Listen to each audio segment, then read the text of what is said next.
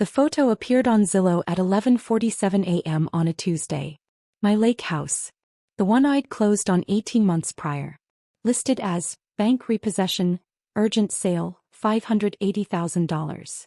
I was in a pre-IPO blackout meeting when my phone buzzed. Then buzzed again. 17 times in 3 minutes. My attorney's face went pale as he read his own alert. "Sarah, we have a situation." The listing description made my coffee taste like rust. Motivated seller's financial hardship creates rare opportunity. Original owner defaulted after job loss. 3-bedroom waterfront estate, dock included. Estate contents negotiable. Showings begin Saturday 10 a.m. Estate contents. My grandmother's writing desk. The telescope I'd saved for over 2 years to buy. I scrolled to the listing agent's name. Marcus Chin, Prestige Waterfront Realty. The description continued. Per family representative Jessica Whitmore, owner has relocated out of state. All reasonable offers considered. Jessica, my sister, who'd asked to borrow my spare key 6 weeks ago because she wanted to check the pipes during that cold snap. The comments section had already started. 32 people marked it as a favorite. Someone asked if the furniture was included. Another requested a virtual tour. I called the number on the listing. Prestige Waterfront, Marcus speaking. "This is Sarah Whitmore. You have my house listed as a foreclosure." "It's not in foreclosure. I own it outright." Silence. Papers rustling. "Ma'am, I'm working with Jessica Whitmore, the owner's sister. She provided power of attorney documentation and I never signed power of attorney. She said you were. She mentioned psychiatric care. Said you'd been hospitalized and the family was handling your affairs during your recovery." My hands went numb. "What exactly did she tell you?" "That you'd had a breakdown after losing your tech job. That the bank was 3 months from foreclosure. That the family was trying to sell quickly to salvage what equity remained before." He stopped. "Ms. Whitmore, is this not accurate? I'm the VP of Engineering at ClearPath Analytics. We're going public in 11 days. I've never been hospitalized. That's my house. I paid cash for it." The line went so quiet I could hear his breathing change. "I'm going to need to put you on hold." I wasn't on hold. He'd muted me. I heard muffled conversation, then what sounded like frantic typing. When he came back, his voice had shifted from polished realtor to something closer to panic. "Ms. Whitmore, I need to verify some information. Can you provide the original purchase documents?" "I can provide the deed. Recorded with the county. Sarah Elizabeth Whitmore, sole owner. Purchased October 2022 for $595,000, cash sale." More typing. A long pause. "I see it. The county records show." "Oh God." She showed me a forged deed. She had bank letters, payment demands. His voice cracked. "How many people has she showed this to?" "According to your listing, you're holding an open house Saturday. That's in 4 days. I need to pull this immediately. I need to call my broker." "Ms. Whitmore, I am so sorry, I had no idea." "Don't pull it yet." That stopped him. "Excuse me. Leave it up. I want to know who else is involved." I called my attorney back. "David, I need you to check something. Can fraudulent power of attorney be prosecuted federally if it involves property sale across state lines?" David's pause told me everything. "Sarah, what did Jessica do? How much prison time are we talking about? If she actually attempted to execute a fraudulent real estate transaction? Wire fraud, identity theft, forgery. We're looking at 20 years. More if your mother was involved in the conspiracy." My mother, who told me 3 months ago that I was wasting my potential on nerd work and should find a real career like Jessica's marketing job. Jessica, who'd been unemployed for 16 months and living in mom's basement. I hung up and opened my laptop. The ClearPath Analytics IPO was scheduled for November 14th, 9 days away. Our pre-market valuation had come in at $847 million. My shares, after 4 years of 16-hour days and sleeping under my desk during product launches, would be worth approximately $32 million on paper. Jessica didn't know. Nobody in my family knew. I'd kept it quiet because every time I mentioned work, Mom's eyes glazed over and Jessica made jokes about Sarah's little coding hobby. I called Marcus back. "The open house. I want to attend. Ms. Whitmore, I really think. As a potential buyer. Don't tell Jessica. I'll use my middle name. Elizabeth Chen. I want to see what she's telling people. Friday night I drove to the lake house. The lights were on. Through the window I could see my mother and Jessica arranging furniture, staging my home for strangers. Jessica was wearing my cashmere sweater. The one I'd bought myself after my first major product launch. Mom caught sight of the telescope by the window. Should we include this? Might sweeten the deal. Definitely, Jessica said. Sarah probably stole it from some boyfriend anyway. You know how she is. I recorded it. Every word. The Ring doorbell I'd installed 6 months ago and never mentioned had been capturing everything since Jessica got that key. I arrived at 10:15 a.m., dressed in a borrowed Armani suit. Hair different. Glasses instead of contacts. I'd brought my partner Chin, no relation to Marcus, as my real estate consultant. 12 people milled around my living room. Jessica held court near the fireplace, playing gracious hostess in my house, pouring coffee from my French press into my grandmother's china cups. The owner had such lovely taste, she told an older couple. Tragic really.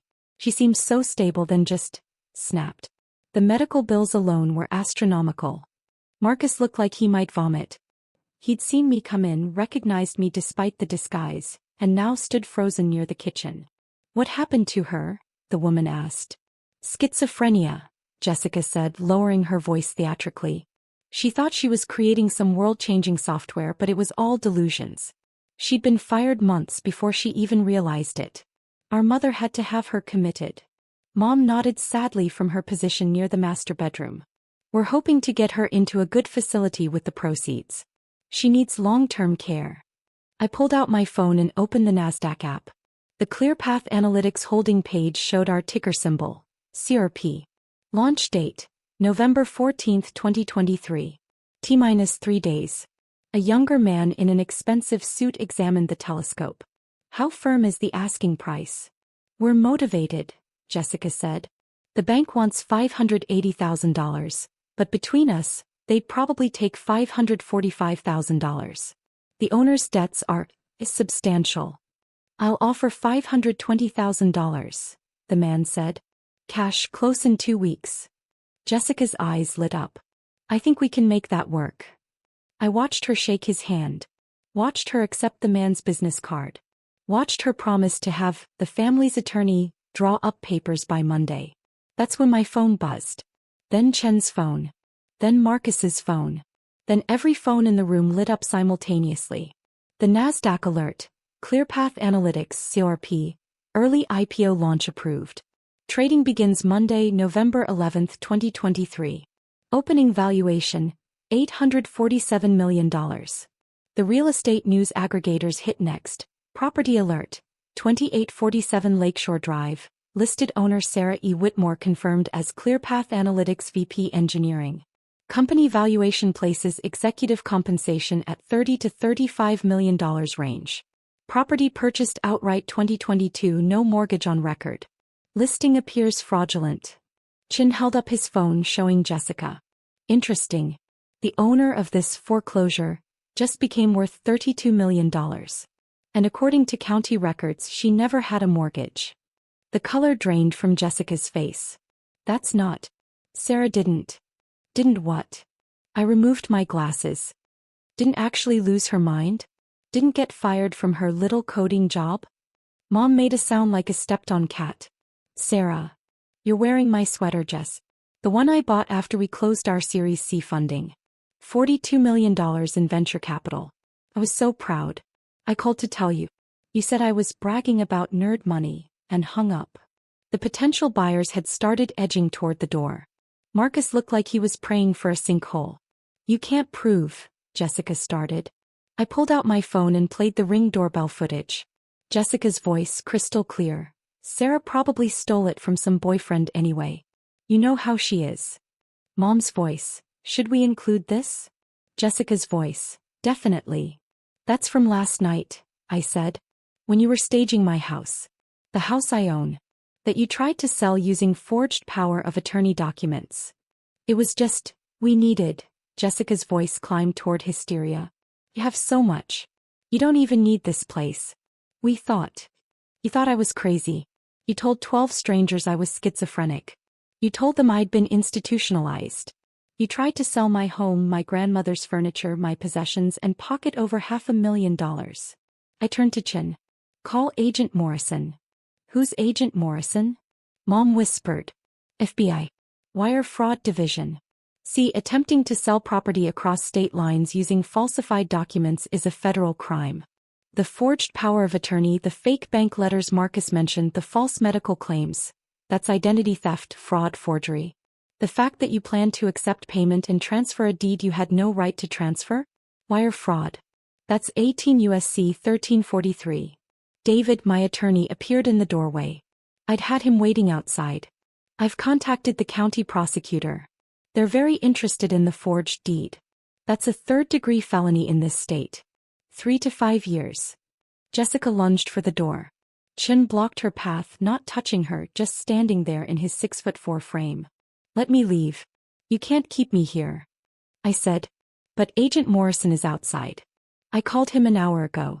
He's been listening to everything through my phone. That wasn't entirely true. Agent Morrison was actually at the field office. But he'd asked me to record everything and he'd be at the house within the hour. Mom found her voice. Sarah, please. She's your sister. Think about family. I am thinking about family. I'm thinking about every time I called to share good news and you told me I was boring. Every time Jessica borrowed money and never paid it back. Every time you told me my work didn't matter because it wasn't real, like Jessica's imaginary marketing career.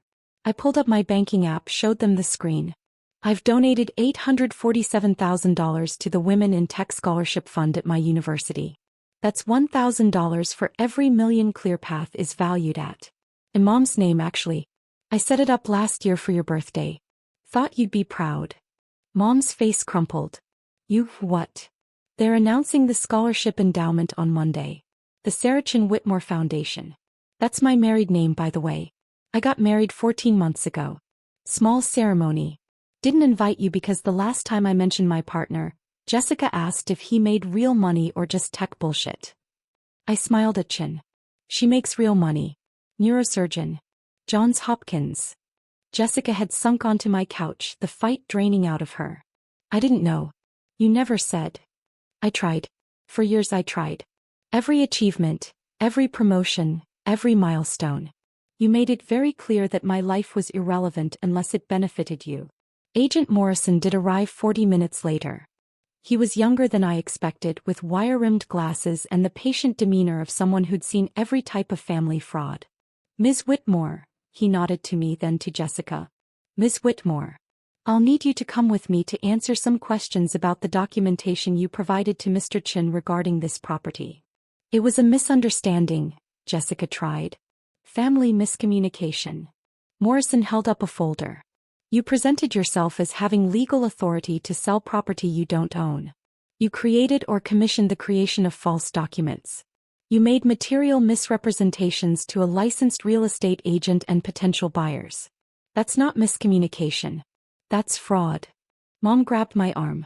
Sarah, please. Tell them it's a mistake. She'll pay you back. She'll pay me back with what, Mom? The $520,000 she was about to steal from me? How exactly was that going to work? Were you going to split it? 60-40? 70-30? Mom's silence answered that question. Morrison guided Jessica toward the door. She looked back at me and for a moment I saw something that might have been genuine remorse. I'm sorry, she whispered. No, you're not. You're sorry you got caught. There's a difference. The prosecutor filed charges the following Tuesday.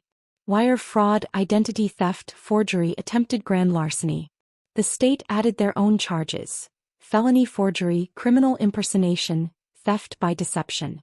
Mom called 63 times in the first week. I didn't answer. She left voicemails ranging from rage, "You're destroying this family," to bargaining, "If you drop the charges, Jessica will go to therapy," to guilt, "Your father would be ashamed of you." My father had died when I was 12. He'd been a software engineer. He taught me to code. The IPO launched on November 14th as scheduled. ClearPath opened at $23 per share. By closing, we'd hit $31. My shares were worth $43.4 million on paper. I sold enough to cover taxes and diversify. Donated another $1 million to scholarship funds. Bought Chen's parents a new house. They'd supported me through every holiday my family had made miserable. Jessica pleaded guilty to avoid trial. Federal charges 3 years. State charges 2 years concurrent.